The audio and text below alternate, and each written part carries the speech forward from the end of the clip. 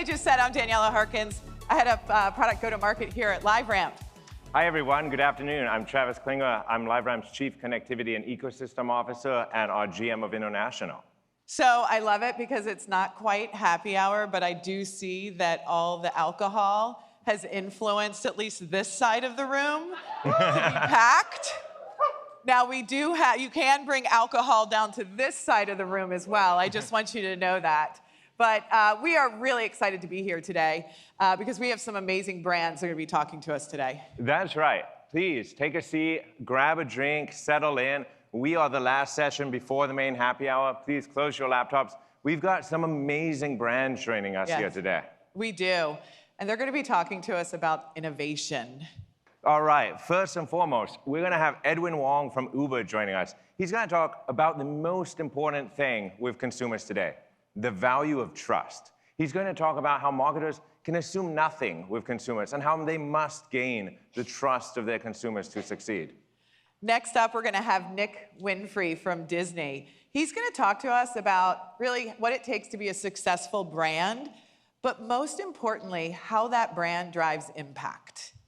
And then after Nick, Marriot's Danny Ryback is going to be here as well. And I'm really excited for this one as well, because anybody else like kind of confused, you see like the AI madness that exists and you're like, what should I be doing? I'm not quite sure.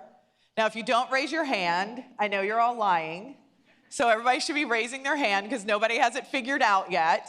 But he's going to be talking about really kind of creating a methodology and helping us navigate AI and how to give companies leveraging AI a competitive edge. So, Daniella, you mentioned edge. And edge is a word we see a lot. You can have a competitive edge, you can be on the cutting edge, you can be on the edge of the seat. If you're not yet on the edge of the seat, we're hopeful you'll be there later in this session. So when we talk about edge, though, it sounds a little dangerous, right? It's even a bit scary. You could have a sharp edge. And as humans, this kind of runs against our nature. If you think about it, people gravitate towards comfort. We're going to take the path of least resistance. We're going to go for the easy way, right? But this isn't where progress happens. Edges are where progress lies. And if we think about today's world, with all of the geopolitics, with AI, with the economic uncertainty, companies can't afford to play it safe. If they do, they risk being left behind. Every day, we see another company be left behind, be leapfrogged in competition. And so this is where the edge comes in, enabling and driving innovation and progress. Absolutely. So for anybody that was here this morning with Scott, he took us on a journey. He took us on a time-traveling journey, if you remember. I think he used this button to time travel. We might be doing it later. But with that, he really was talking about how collaboration drove innovation and created a competitive edge starting all the way back at the Silk Roads. Now, Travis, you're going to take us to 18. Should we hit the button? We should. Let's see what I... All right. Did you hear that?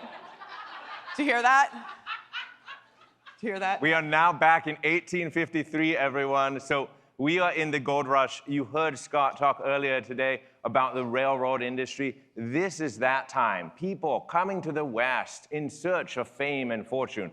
And so we have all of these amazing gold miners who are coming out here, right? And what are they doing? They're going out into the hills, the Sierra Nevadas, and they're searching for gold. And so they're getting their pans, they're diving into the rivers, looking for those nuggets of gold. But they've got a problem. To be fair, they've got a lot of problems. Yeah, it's a pretty rough life being a gold miner, right? Anybody been a coal miner in the 1850s? No, it was hard. No. They weren't worried about AI, though. They did not have that problem. But they did keep ripping their pants. And so there was this guy, a tailor, he was named Jacob Davis.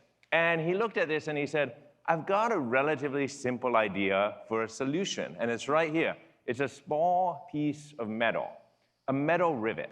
And so here was this tailor who said all of these gold miners ripping their pants, definitely not their biggest problem, but a problem. This tailor seeking innovation, pushing the edge, added this little metal rivet to the fabric. And then he went to a business owner, someone not well known at the time, but today you may recognize his name, Levi Strauss. And he said, how can we make this happen?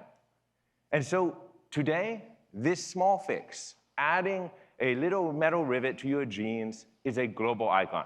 Just out of curiosity, how many folks in here are wearing Levi's right now? Okay, one. Show of hands if you have Levi jeans. All right, we have a few hands.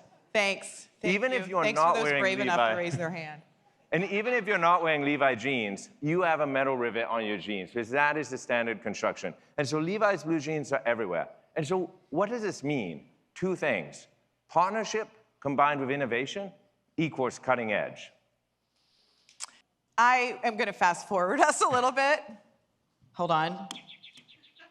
It's 2008. Just want to let you know. Has anybody stood on a New York street corner and tried to hail a taxi in the rain with success? Have you done it with success? I'm trying to figure out if it was me or, anyway.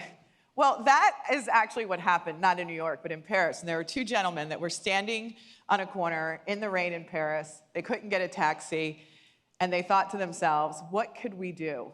What if we could order a car via your phone? What if you could do that? Well, what do you think happens a year later? Uber launches. With Uber launching, they disrupted an industry. They created a category. Who had heard of ride sharing before 2008? Nobody, right? And now what they've done is they've continued to innovate. They've created, how many people use Uber Eats? How many people rent scooters? They do bikes. They do more. And so it's really interesting to see the birth of this organization start with like something that's disruptive and category changing and category creating, and then continue to drive innovation throughout it. So I think you've heard enough from Travis and I on our time travel. It might not be the only time that we hit this button with the pitiful, like, that. But what we'd like to do is bring up Edwin Wong from Uber. Edwin is the global head of measurement at Uber Ads, and we are so excited for him to come up and talk to you guys about all the innovative things that they're doing over at the platform, at Uber platform.